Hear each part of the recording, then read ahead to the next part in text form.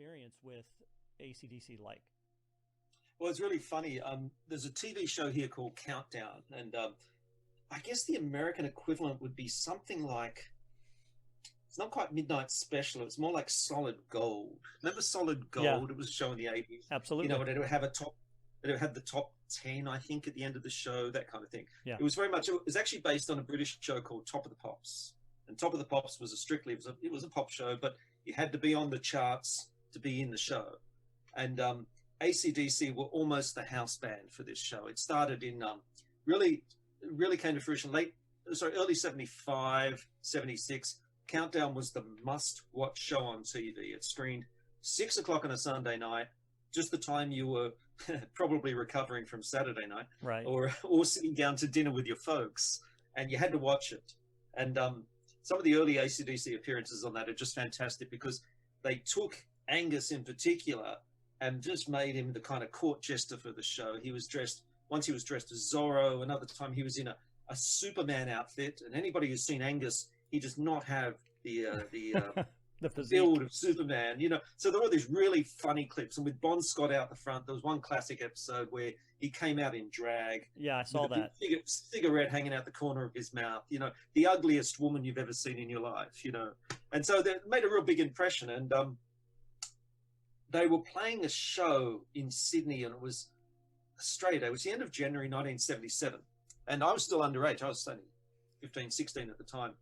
And my friends and I, we'd go into the city, and the standard procedure was the oldest guy or the guy with the most facial hair in the group would go into a pub and get everybody drinks, and we'd all stand outside.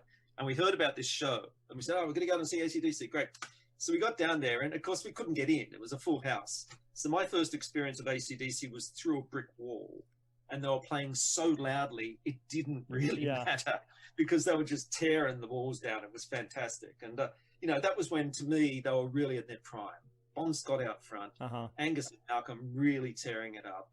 Mark Evans, who I had the good luck of later writing a book with, on bass, Phil Rudd playing drums, and they were just fantastic. And they were a part of the furniture, really, part of the fabric of the musical community here in Australia in the 70s. You know, they were the leading lights because they'd gone to England, they'd had some success, then they went to America, but they always came back to Australia, and their tours were always must-sees. You know, they were really, because they were the Australian band blazing a trail internationally for other Australian bands to follow. And if you look historically speaking, they were soon followed by In Excess, Midnight Oil, people like Rick Springfield, you know, who went overseas and had huge success.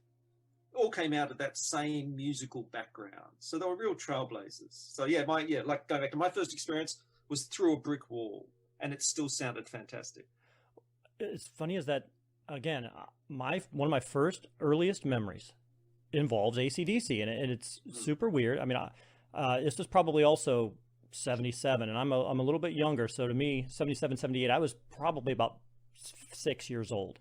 And I remember very clearly sitting in the back. My uncle had a chocolate brown Camaro, and I'm sitting in the back seat of his chocolate brown Camaro, and TNT is just blasting out of his, you know, I got my head sticking out the window, and I'm watching people as we drive down the street, you know, down High Street in Columbus, and TNT is just blasting out of his stereo. And, you know, just that, oi, oi, you know, that noise. And I was just digging it. And I was just like, oh my goodness. And it's one of the lasting memories of my life. I don't have a whole lot of memories from that time, but I remember sitting in the back of his car thinking I was the coolest thing around because he had a chocolate Camaro, and listening to, you know, AC. I'm just pumping my fist out the window as they're going, oi, oi, oi, you know. Oh, yeah. So, where I grew up, you'd hear that pouring out of windows of cars all the time. Absolutely. It was, you know, because it just sounded great. Great driving music, you know, really physical, really dynamic, and really good loud. It sounded really good loud. Absolutely. You know? So, you know, it covered every base for a teenage kid growing up here, as I'm sure it did for you as well. So it just speaks again to the power of music. Every time I hear that song, even today, you know, 40 years later, I am thinking of sitting in the back of that car the first time you really heard it and recognized what you were hearing. So again, it just sticks with me. So well, the memory for me is trying to talk my way into the venue, which was standing on the other side of the brick wall. So, yeah, exactly. Come on, man, let us in. We're okay, because we're drunk on our 2 beers by then. Yeah. But, still, it's you know, I found myself drawing on that quite a bit lately because it's just a funny experience. But it says a lot about how loudly they played. You know, they really played with a lot of power. What was early life like in the Young house? You know, they had at least those three brothers who were all, you know, working on their music, working on playing guitar. They all played guitar, right?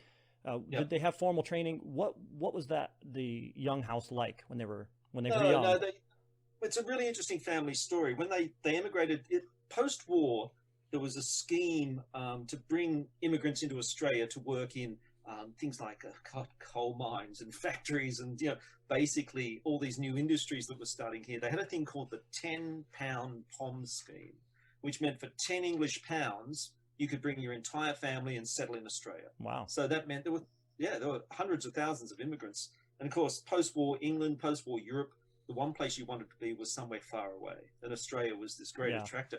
This scheme, by the way, I mean, it led to people, not just the Young brothers, but Olivia Newton-John was another, you know, Glenn Shorrock from the Little River Band, a whole bunch, Hugh Jackman, the actor, you know, so many famous people, famous Australians came to Australia as a result of this scheme. And the Youngs there was 10 of the Youngs came over. They were a big family, big Scottish clan. But back in the UK, one of the older brothers, Alex, was actually in a band by this time. This is early 1960s. He's in a band called Grapefruit, who, and I love this, they signed to Apple. How perfect is that? And, you know, so that's a bit, joking aside, that's a big accomplishment. Yeah, absolutely. You know? So George looked on. George was 15, 16 years old at this point. He's looking on going, this is pretty impressive. This is great. That's what I want to do.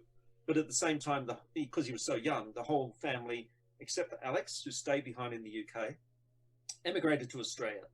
And they ended up, the ads said, come to the sunny side, you know, wonderful Australia.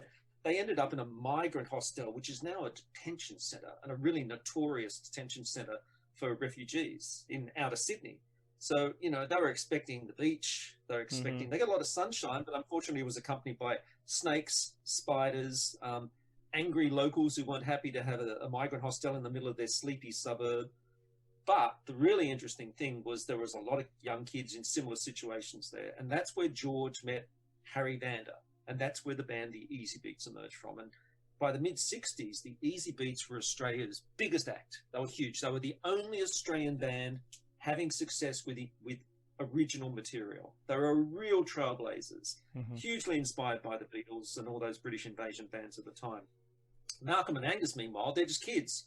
But they're looking on as brother George is one of the most famous guys in Australia. And they'd only been in the country for 18 months. Wow. And it was big. It was Beatlemania kind of level of success. Their shows the stage would be invaded. There'd be screaming girls.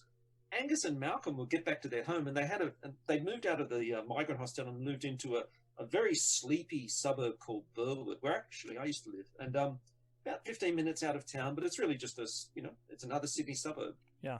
And they get home from school and there'd be hundreds of girls on their front lawn, you know, because they'd found out that George lived there. George still lived with his parents. And, you know, they'd be like, what the hell is this? And there's a great story about Angus coming home from school, and there's police on the front lawn and there's girls everywhere. And he's trying to convince them that he lived there, but the police wouldn't have a bar of it and said, sorry, mate, you know, everybody here tells me they live there too. Right. So Angus used to have to jump the back fence to get into his own house.